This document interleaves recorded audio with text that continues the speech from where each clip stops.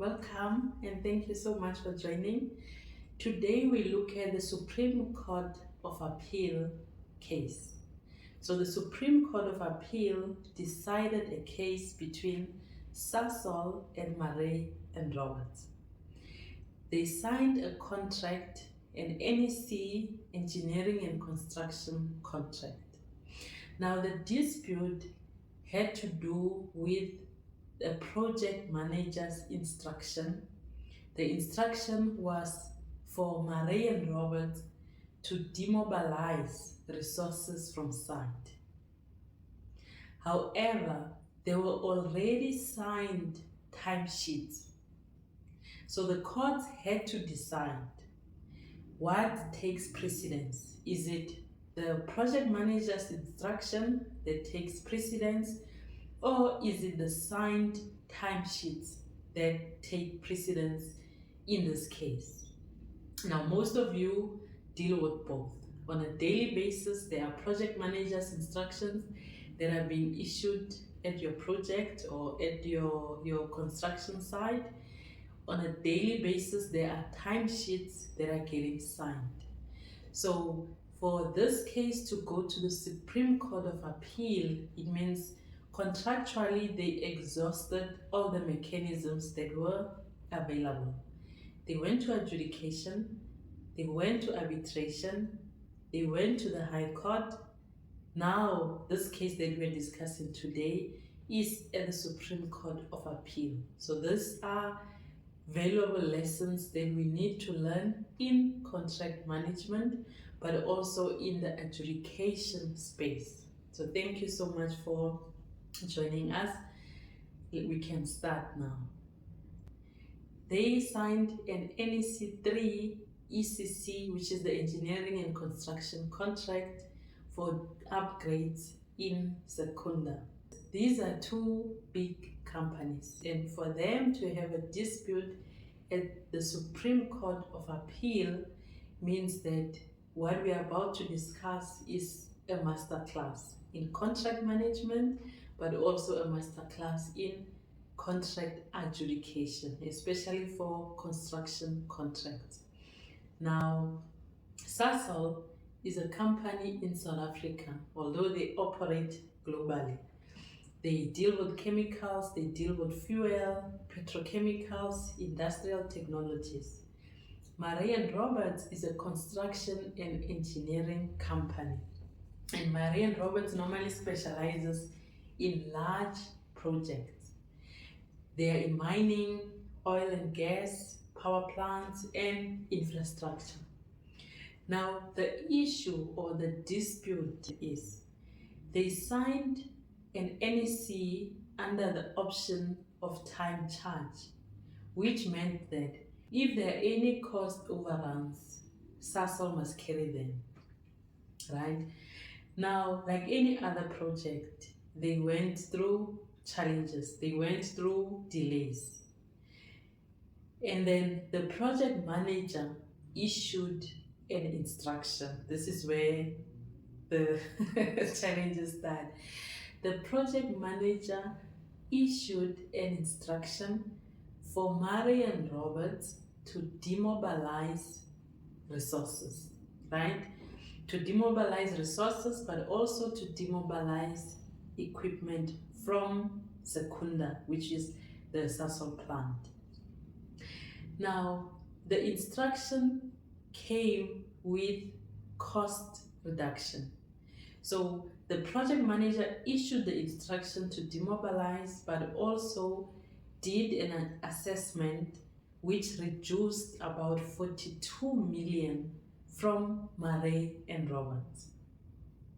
So what then followed was Murray and Roberts was not happy with the reduced 42 million. They tried to find a solution first amongst them. They couldn't find a solution. So now we have a dispute.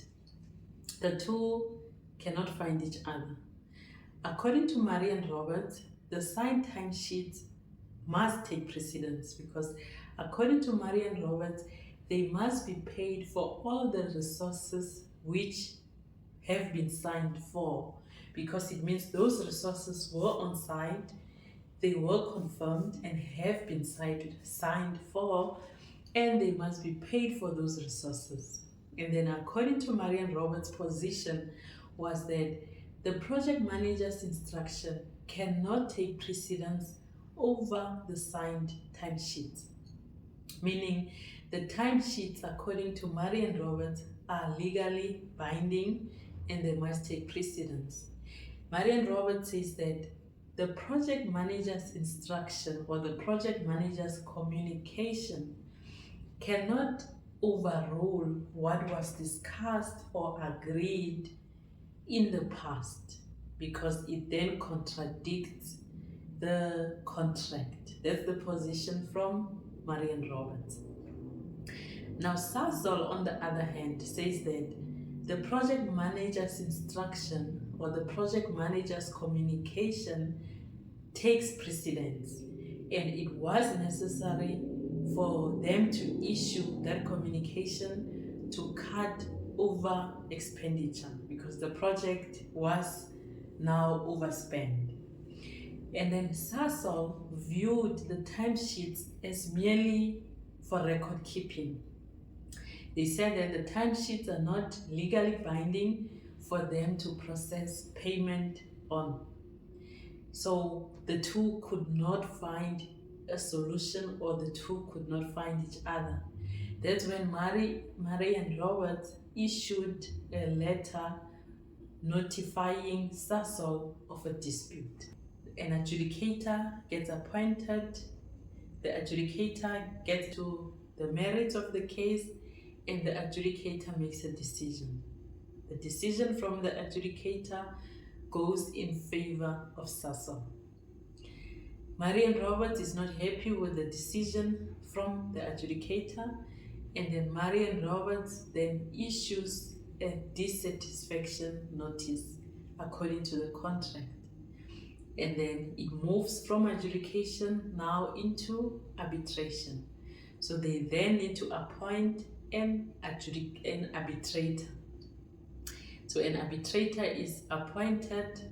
The arbitrator looks at the merits. Remember, the arbitrator is not limited to the information or the documents that were in front of the adjudicator. So the arbitrator can look at everything, right, that the parties want him to look at to make a decision. Normally, adjudication is quick in out, but then arbitration is normally treated similar to a court. So you can bring additional information, even the information that you did not provide to the adjudicator. It's the next level. So they appoint an arbitrator. The arbitrator looks at all the information before him, and then the arbitrator makes a decision. The decision from the arbitrator is that the timesheets which were signed by Sasol are legally binding. And the arbitrator says the timesheets take precedence over the project manager's communication. Now, the arbitrator issues the decision and informs Sasol to say, you need to make payment. You need to make payment to Marian Roberts. The payment is what the amount due that was reduced, and then the payment should include VAT, and then the payment should include interest. So the arbitrator includes interest and says interest will incur from the decision date up to the date that the project manager implements the decision. So now Marian Roberts has the decision in hand from the arbitrator. Sasol also has the decision from the arbitrator. The PM, the project manager, is approached by Marian Roberts to say, okay, we have the decision from the arbitrator, please pay us. The arbitrator goes ahead, the project manager goes ahead and does the assessment. But the project manager now only partially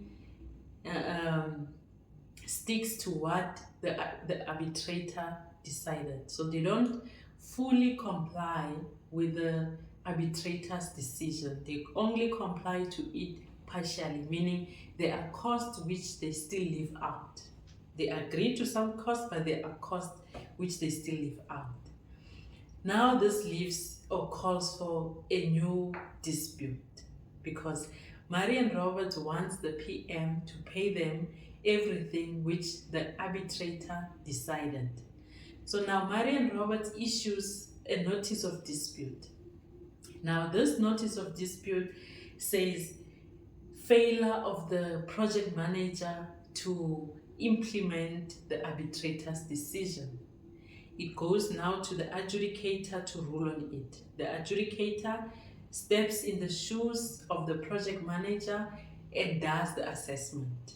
Then the adjudicator sends a decision to the project manager to say, you need to comply to what the arbitrator said fully, not partially. Now, Sasol receives the decision from the adjudicator. Sasol is not happy with the decision from the adjudicator because Sasol is of the view that the adjudicator is overreaching. The adjudicator's decision is invalid because according to Sasol, the same adjudicator dealt with the matter initially and the same adjudicator did favor Sasol, right? But now that it has come back from the arbitration, the adjudicator rules differently, or the adjudicator makes or reviews the same claim. So according to Sasol, as an adjudicator, you cannot look or make a decision on a matter that you had previously ruled on, right? But Marian Roberts brings a different case. Marian Roberts says, no, the adjudicator is not making a new decision. The adjudicator is merely stepping into the shoes of the project manager in making this decision, because the project manager was supposed to do a complete assessment according to what the arbitrator said, but they only did partial. So the adjudicator just stepped in the shoes of the project manager and did a complete assessment. That's the position from Marian Roberts. So Sasol is not happy with this decision to say they need to abide with what the arbitrator said. And the High Court still says the arbitrator's decision is correct. Sasol must pay Marian Roberts according to the signed timesheets. Now Sasol is not happy with what the High Court says. Sasol still wants the decision to be overruled. Sasol then approaches the Supreme Court of Appeal to say, we think the adjudicator's decision is invalid and we don't agree that we need to do a full assessment. According to us, the project manager's communication still takes precedence, and the project manager's communication is the binding principle, not the signed timesheets. But the Supreme Court of Appeal then makes a decision. And the decision from the Supreme Court of Appeal is that the timesheets are binding and the signed timesheets must be implemented by Sasol, including VAT, including interest, from the date, because now remember the arbitrator issued the decision already, so time went by in between that period. So now the Supreme Court says you need to stick to what the arbitrator decided on and implement them. Okay, so now let's discuss the takeaway points and the lessons that we take away from this case. There's a number of them, but I'll only talk about 3. The first one, project managers and contract managers also make mistakes. Understand your contract. Not everything that has been communicated and not everything that has been instructed is binding. You need to understand your contract. In this case, Marian Roberts understood that signed timesheets and payments, or signed timesheets and invoicing, are connected. So they were able to defend their case because they understood their contract. That's one. The second thing, there was nothing wrong with the project manager's instruction or the project manager's communication. The mistake that the project manager made, want to learn more about adjudication in construction contracts, send us an email at admin@contractsimplified.co.za. Because remember, Marian Roberts brought resources on site. The project manager signed timesheets for those resources, validating that on those days they were on site.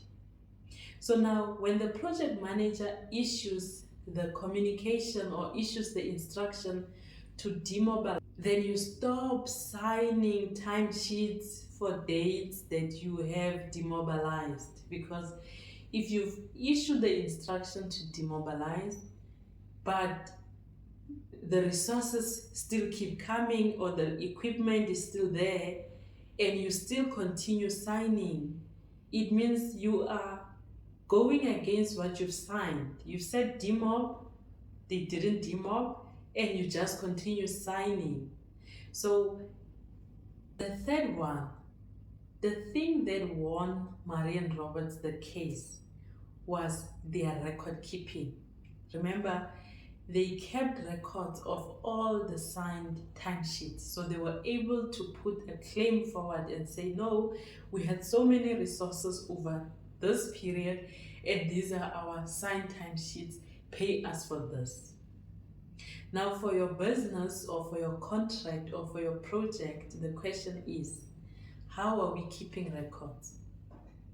If this was a case that you were involved in and you won the case and the court said you can claim all the timesheets that were signed, are you in a position to go back and retrieve all the timesheets that you have as records of what was signed? So the big benefit or the big takeaway from this is Marian Roberts was able to save and keep each and every timesheet that was signed, and they were able to rely on it from adjudication to arbitration to the High Courts and to the Supreme Court. They were able to prove and have those records in hand.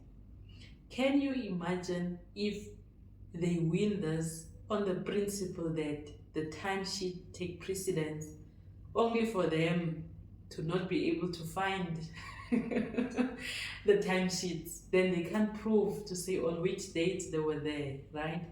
So one, project managers make mistakes, they are human. Make sure that you understand your contract so that you are able to say when they are making those mistakes. Two, the project manager, there was nothing wrong with the communication or the instruction. However, it needed to be for future dates, not going back 2 months and then discarding costs for 2 months, which they had initially agreed with and which they had initially signed off. Right? That's 2. 3, record keeping. We are launching an introduction to adjudication masterclasses. If you are interested in joining, we do have a waiting list. So please send your email. If you are an attorney, you're an engineer, you're a project manager, want to learn more about adjudication in construction contracts, send us an email at admin@contractsimplified.co.za.